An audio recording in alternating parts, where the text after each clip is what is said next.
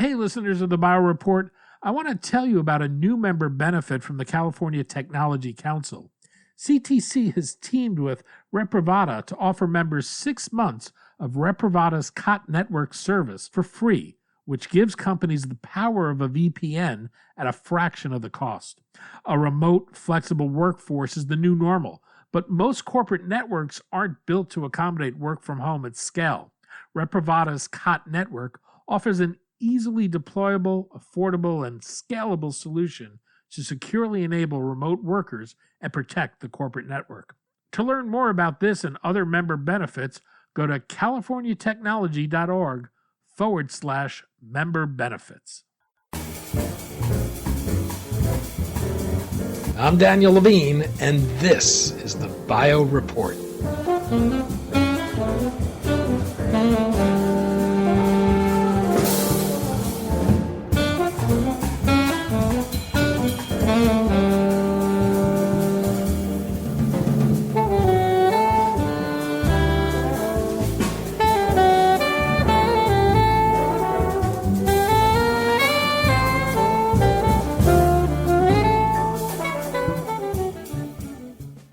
As some jurisdictions move to lift shelter-in-place orders and seek to restore economic life to normal, there's growing concerns about the health consequences of moving too fast and the failure to make decisions without adequate testing to guide the process. Fred Brown, President and Chief Operating Officer of the big data health consulting firm Fred Brown Management Consulting, discussed beating the COVID-19 pandemic ahead of a piece he's writing for the fall issue of the Journal of Commercial Biotechnology. Brown offers a few scenarios, but believes it'll take time for life to return to what it was like. We spoke to Brown about the path to vaccines and therapies, what it'll take to move beyond the pandemic, and what we're learning from this pandemic that will help prepare us for the next one.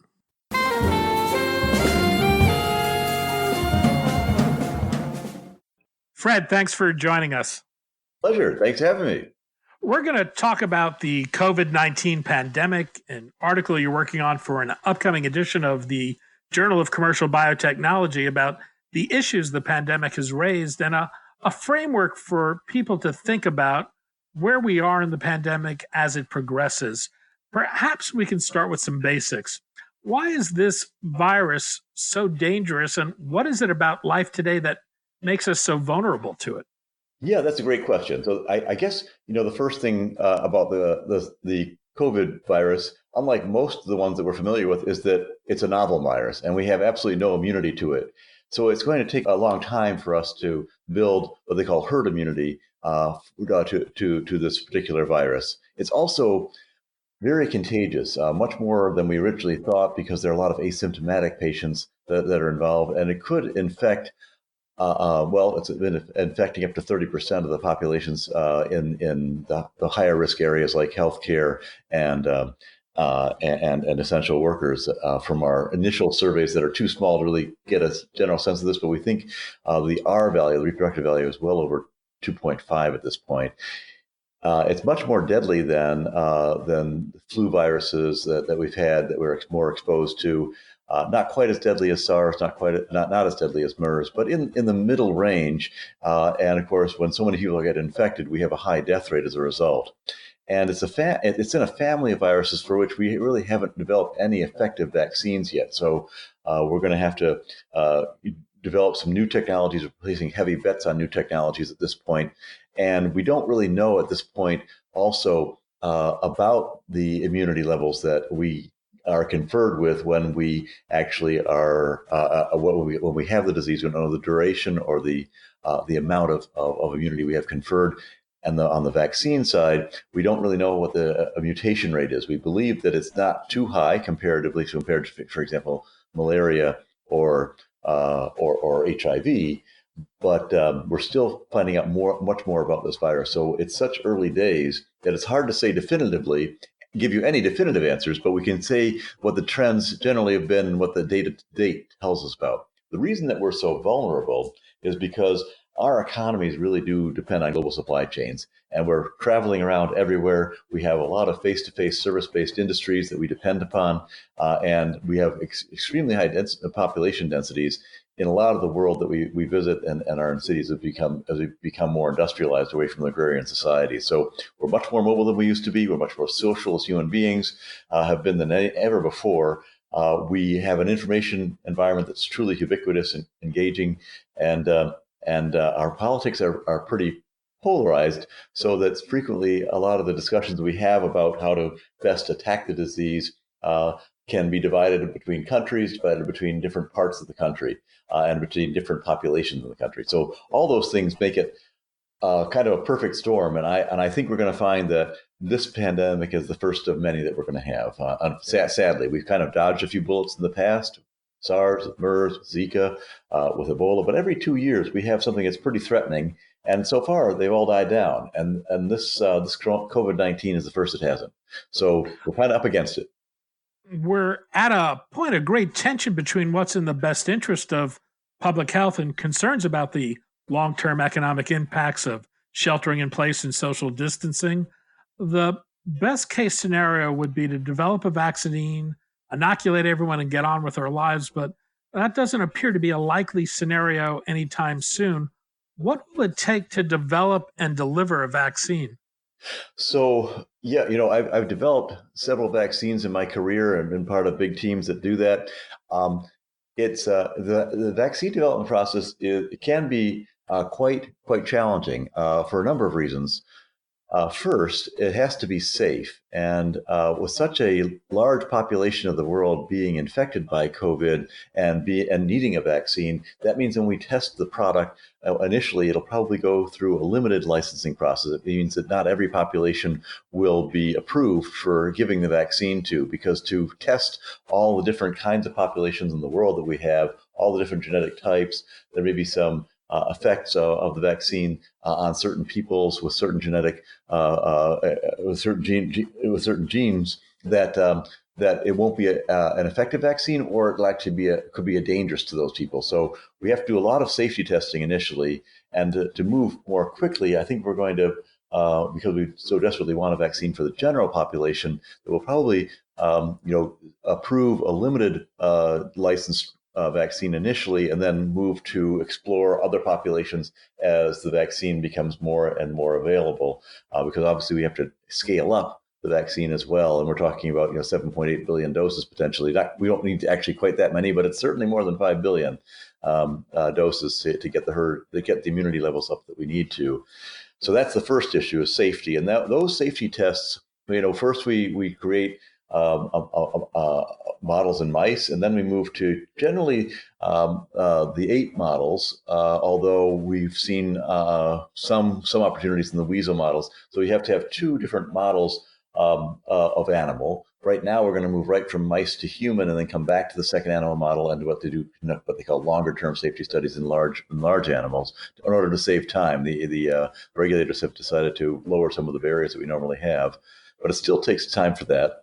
Generally, I think we'll be in our first rounds of safety, demonstrating safety already. So now about 8 vaccines now have actually 9 vaccines have come through the pipeline, are what they call phase 1 trials. These are trials that actually you inject what they call, people who are young and fit and not ill. So it's healthy volunteers that sign up for getting the first vaccines, because we want to make sure that if they hurt the healthy volunteers, then obviously compromised patients will be unlikely to be able to take the test, take the vaccine. So we start off with phase 1.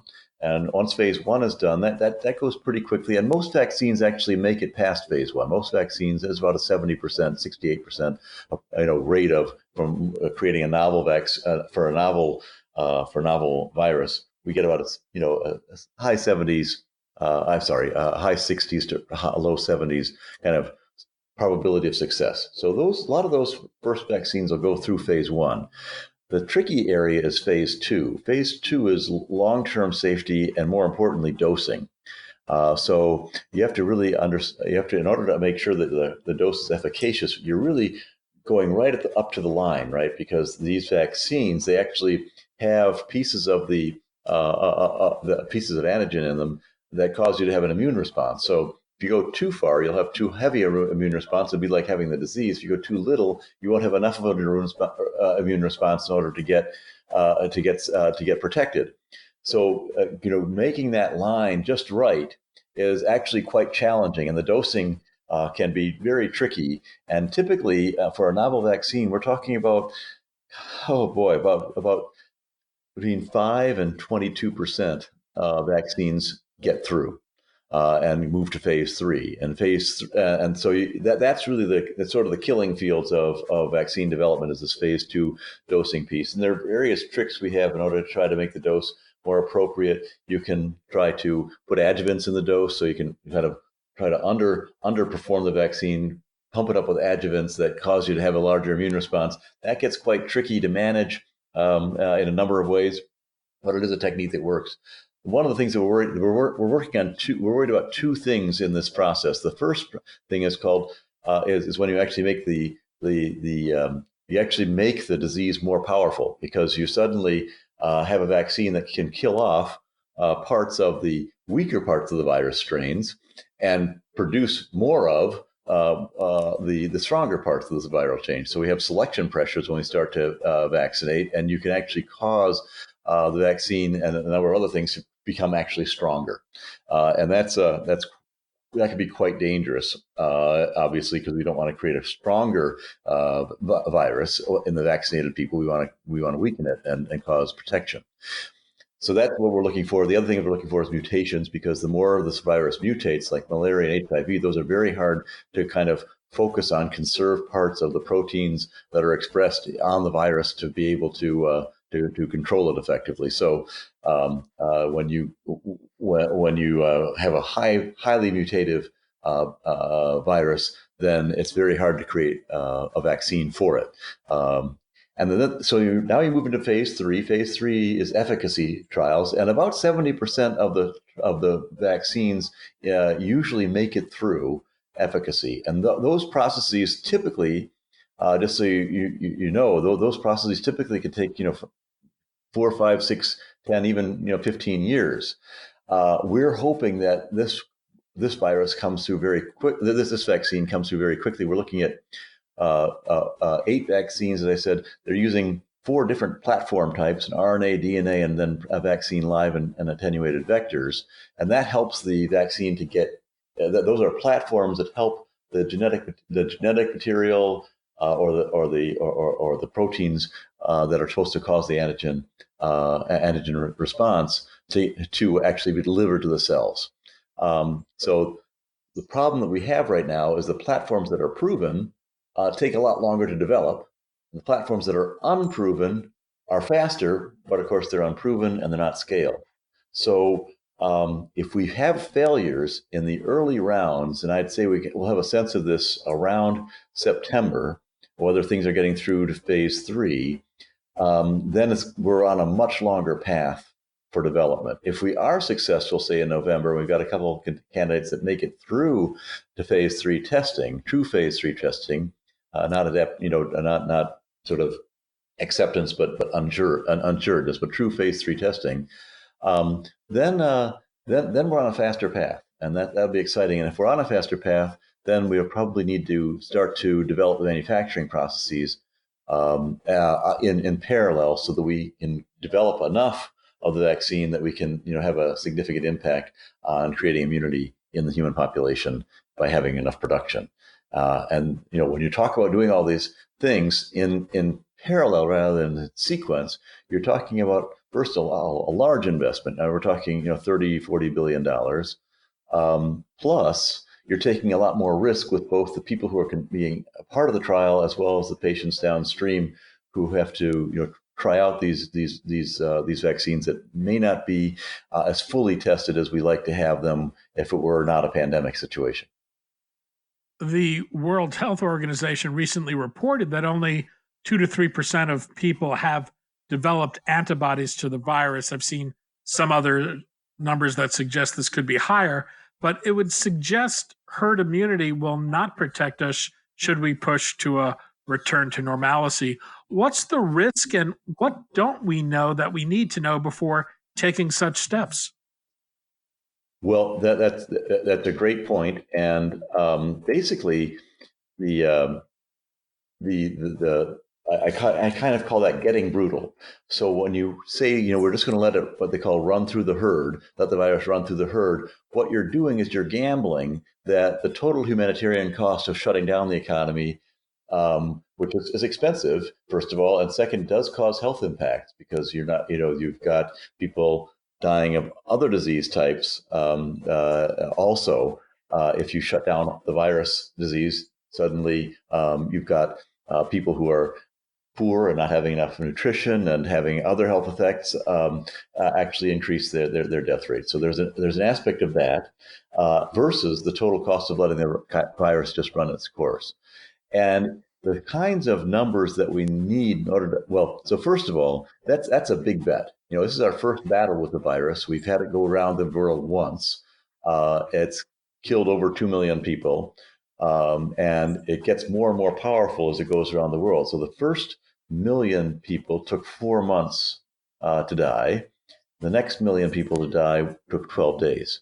So you can get a sense of just how fast this virus can go if you don't try to stop it with social distancing. Luckily, now we have some social distancing in place around the world, and we're now getting things more in control so that death rate will go down. But it's still extremely dangerous if we let it go up.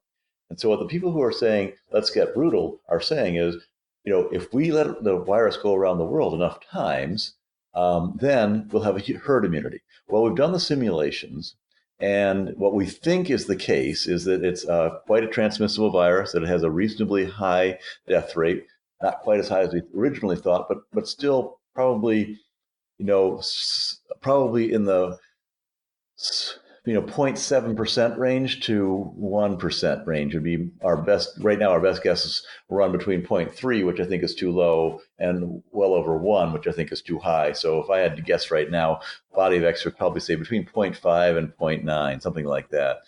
Well, if you do the math on a point, even a 0.7, say, simulation, you're causing, and then we think that this virus will go through the world 6 or 7 times in the next 18 months, that would cause over 1 million people in the United States to die. And that's a high death rate. And I don't think we have to make that bet yet. I think we can hold the virus at bay a little bit and then discover much more about it.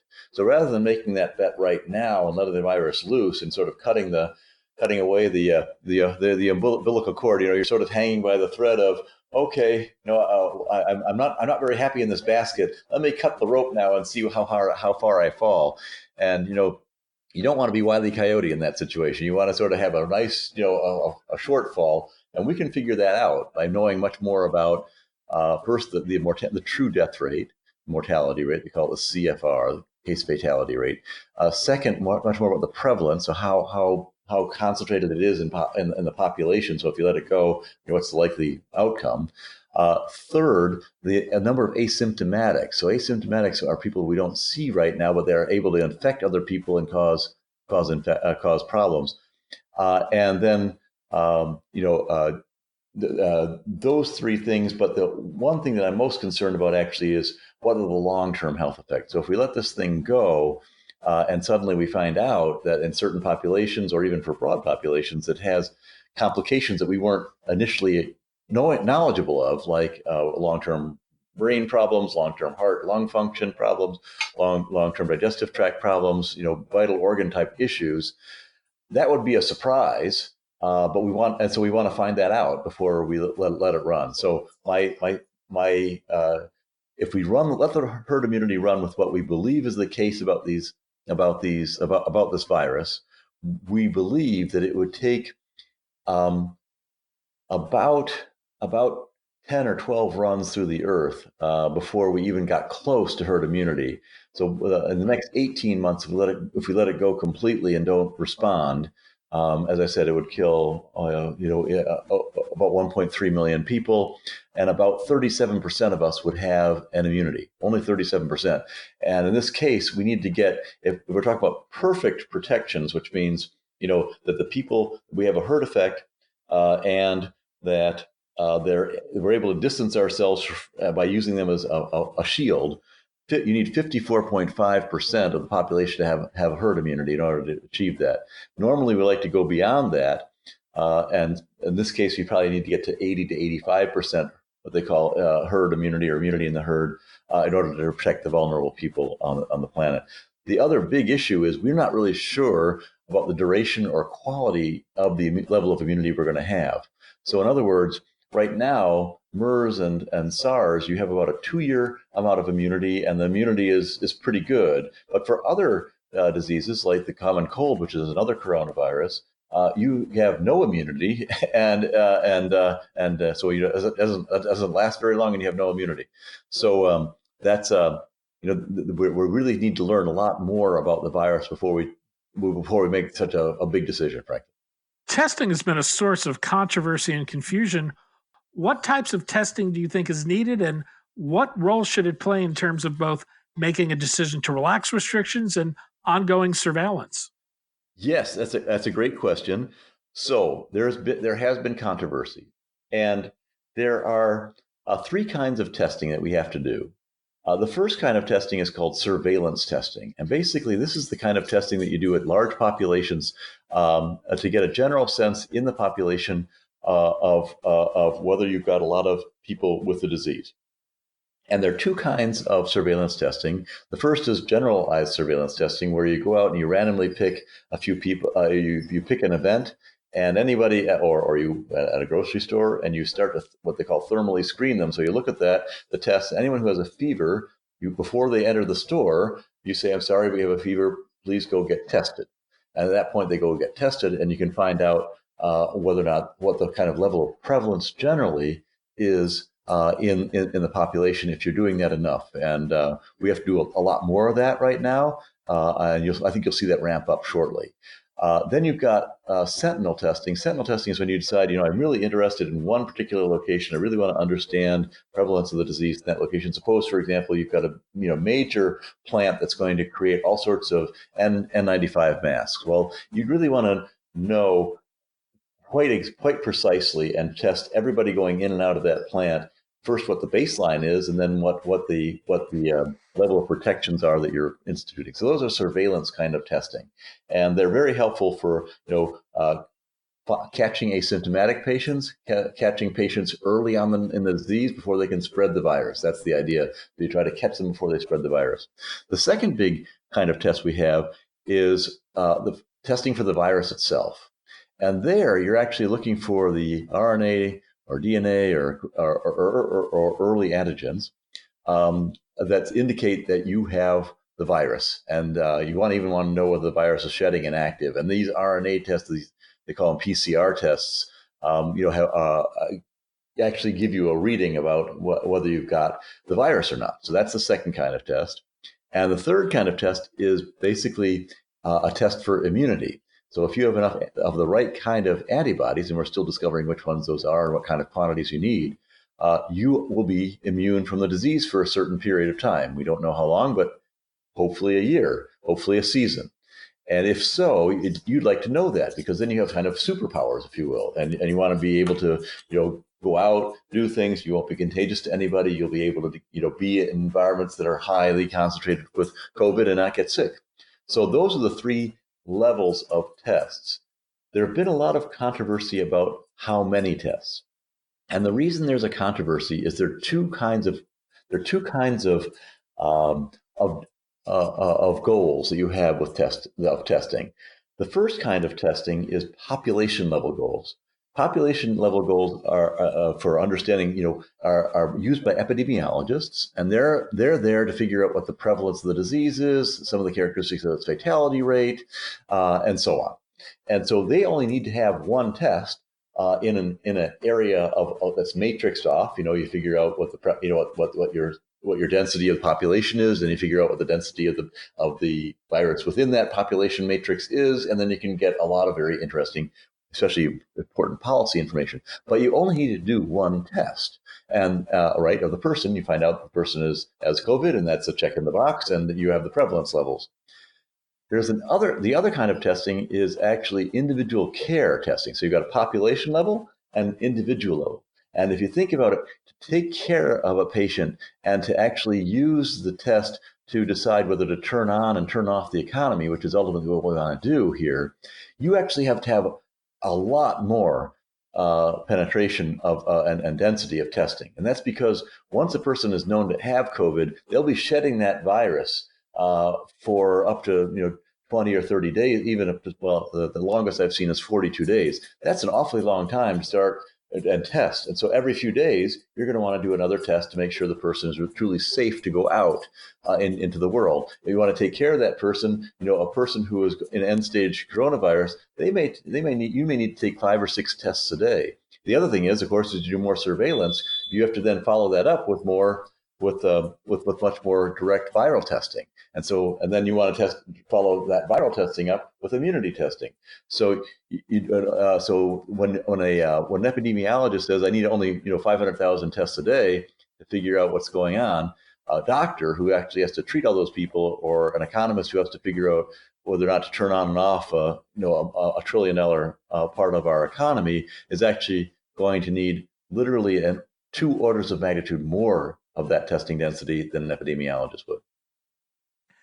You hear a lot of people talk about testing. I hear less talking about data, and it seems to me there's a data issue here. Yes. One of the is there's been a bit of a data vacuum, in part because of the lack of testing. But does this suggest the need for changes in the way data is gathered and disseminated? And do we need some program to ensure data sharing? That's a great point. So not only this gets complicated because it turns out that we have such a large asymptomatic population that when you do all the math, and I did the math originally, and then it was replicated by China, replicated by the United States, and replicated by the United Kingdom, where we found that basically the large number of asymptomatic patients and people who can make people sick. Actually occur, 2 days before you have symptoms, and up to 20 days after your symptoms stop. And if you don't have, and a large population, we think probably almost maybe 30% of the population won't have any symptoms at all. This means people are walking around able to infect all their friends and family without knowing that they're doing that. And those kinds of viruses are very, very hard to control. And so in order to the only way you can get ahead of that is by doing what they call tracing. And tracing, what happens when you are doing tracing work is that a person who comes down with the illness and is diagnosed, yes, you've got active COVID, is then asked, how many people did you see in the last 12, 14 days that's the incubation period of the virus. Because during that entire period of 14 days, this person who was now ill could have given other people that same illness without knowing it. So they have to go back and remember all the people who they've talked to in the last 14, 15 days.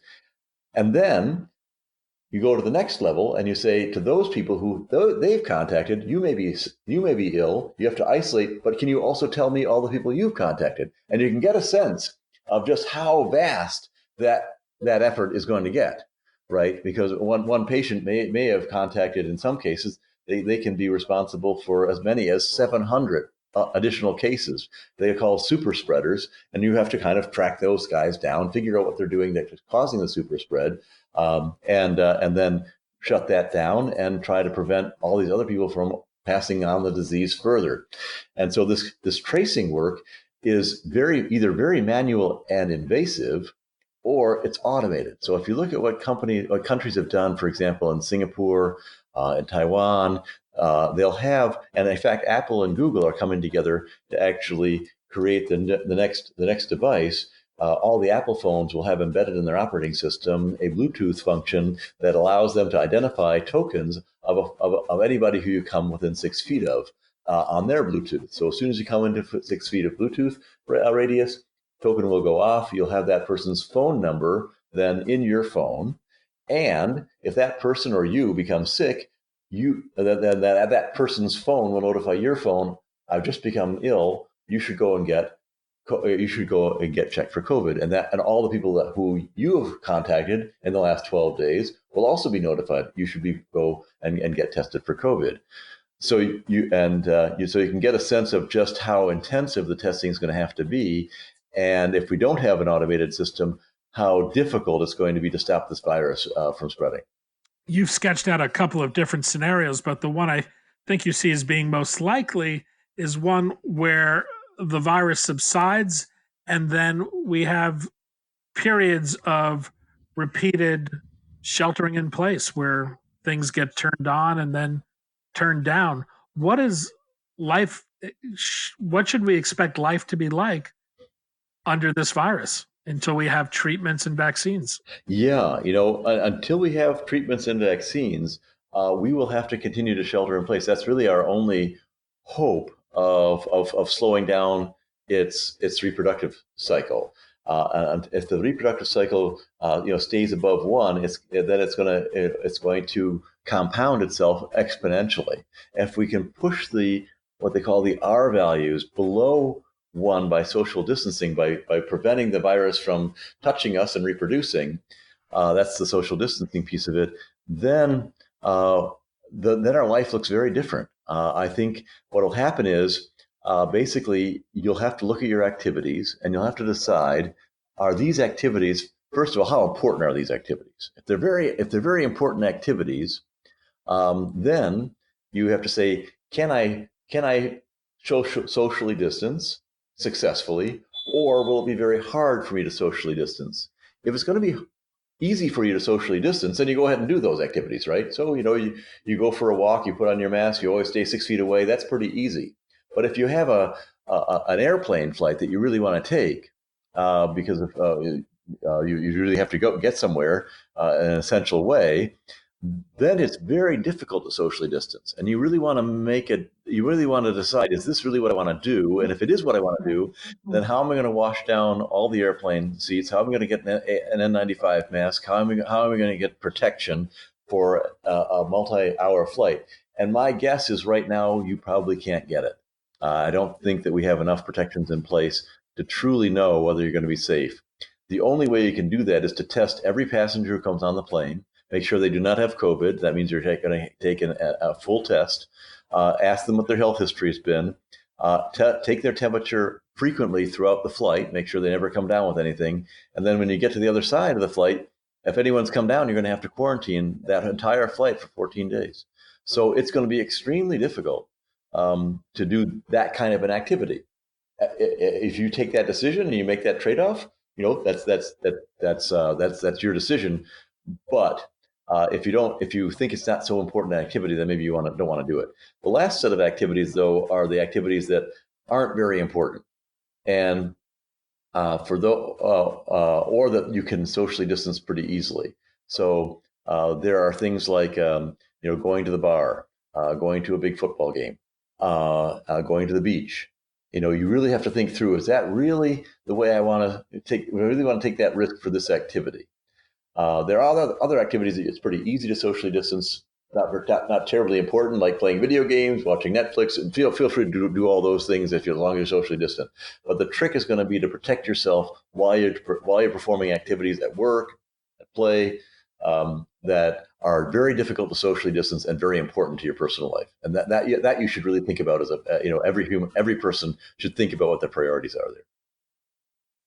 The pandemic is changing the way we work, play, and shop, and I think some of those changes will be lasting.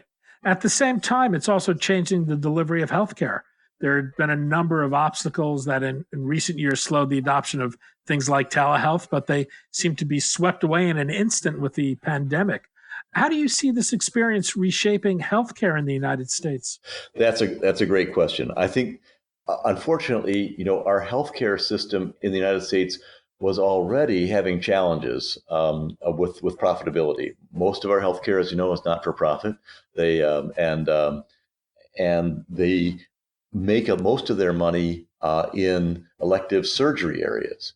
And because we have this pandemic now, a lot of those beds that were formerly for designed to take care of these specialty surgeries, the more lucrative areas of the practice, are suddenly no longer um, no longer being performed because of all the COVID priorities that are being given to the hospitals.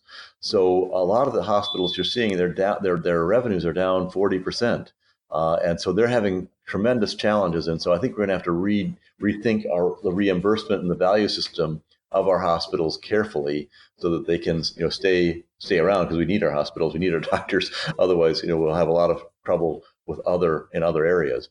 The other thing you're seeing in the short term is that people are actually afraid to go see their doctor, and they may have fairly significant other conditions. We saw a 58% downturn in people, being willing to go and visit their doctors for diabetes, healthcare, heart disease, and so on. And that, in the short term, is going to actually cause a lot of conditions to start to flare up, probably in 6 months from now. So, we've got to rethink the way we're delivering. First, how we value the different parts of healthcare, and then second, how we deliver it. On the delivery side of it, I think whatever you can do remotely is going to be very important to do, because you don't want to expose yourself to a pandemic virus that we don't know the incidence of, or the prevalence of in around the in your area. Especially that you can just pick up by touching surfaces that everyone else is going to be picking up. Light switches, doorknobs, things like that, countertops. So to the extent possible, especially elderly people, especially people with other medical conditions, sadly, they should find a doctor, and they will find doctors who are able to work with them through telemedicine and not through a direct contact any longer. And that will happen rapidly, I believe. We're thinking about how we can get past this pandemic, but realistically, we need to think about how we also prepare for the next one. Why should we be thinking about more pandemics to come? And have we learned anything yet that will better prepare us to respond in the future? Well, that's a great question. We actually prepare. So there's in Europe. I was in Europe for many years, and the U.S. and Europe used to have pandemic, viral games basically, and we would kind of see what viruses did well, what viruses didn't do so well, how the humans did, how the viruses did, and this is called. It's called Prepare, and Prepare is something Europe still does. The United States dropped out of that, unfortunately, and of course Asia does this with real viruses. Sadly, they have a lot of attacks of SARS and so on, so they're really ready for a lot of these attacks. The things that we're going to, I think, find out is, number one, what we found out is it really depends on the kind of virus you're talking about. So for Ebola, AIDS, HIV, and others, those are more vector restricted. But for these viruses that are flu-like, transmit human to human, stay in the air, and are infective, stay for a long time on surfaces, are highly transmittable and deadly. Those are the ones we really have to watch out for. And I think we're going to learn a couple things. I think, first of all, we're going to have a real infrastructure building of our diagnostic testing infrastructure. And right now, our diagnostic testing infrastructure is quite fragmented. I think that's going to have to come together nationally. If you look at other countries who've been able to respond faster and better than us, countries like Vietnam, Korea, Taiwan, they're smaller, but they had a testing capability already in place. And if we have a testing capability already in place, we'll be able to stop the virus much more rapidly before it goes into the exponential growth phase that really surprises our business leaders, who are thinking linearly, thinking they have time, and suddenly being overwhelmed by a sudden disease state because we don't know that it exists. So in the future, when China publishes in this case it was China, it may be someone else in the future, but we think it usually does come from China because they have a large population of the animals that support these kinds of viruses. They would publish the genome like they did on January 12th.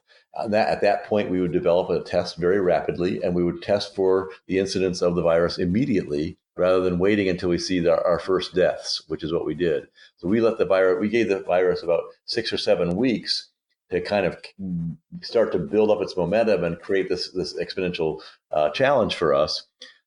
If you find it in the first few days of a viral outbreak, all of a sudden you've got a lot less to contend with. So that's the first big thing that'll happen. We'll have a much better, I hope, diagnostic infrastructure that tells us about the presence of new novel viruses.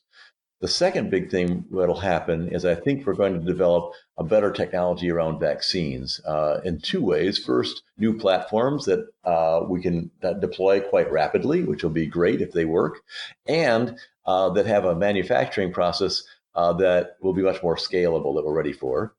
So that's what I call kind of the Manhattan Project, if you will. That's sort of our big atom bomb against the virus. If we have all our smartest people working on the Manhattan Project, how do we develop it? How do we get the best virus? How do we then manufacture it? And then how do we get it out to all the people where the epidemic is occurring rapidly?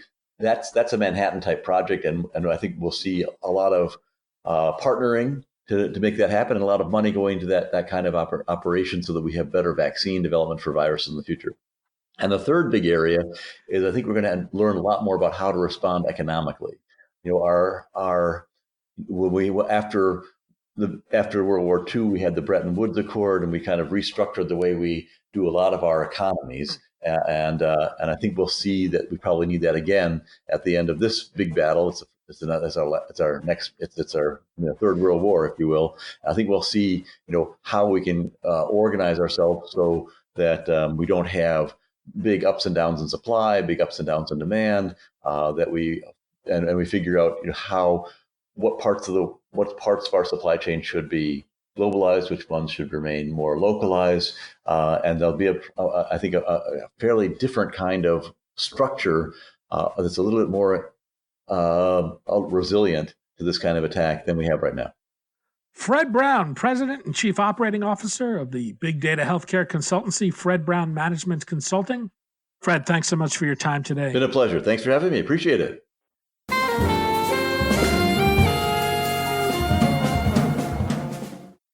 Thanks for listening. The Bio Report is a production of the Levine Media Group. To automatically download this podcast each week, subscribe to our RSS feed or through iTunes or other podcast manager. To join our mailing list, go to levinemediagroup.com. We'd love to hear from you. If you want to drop us a line or are interested in sponsoring this podcast, send an email to danny@levinemediagroup.com. Special thanks to Jonah Levine, who composed our theme music, and the Jonah Levine Collective, which performs it.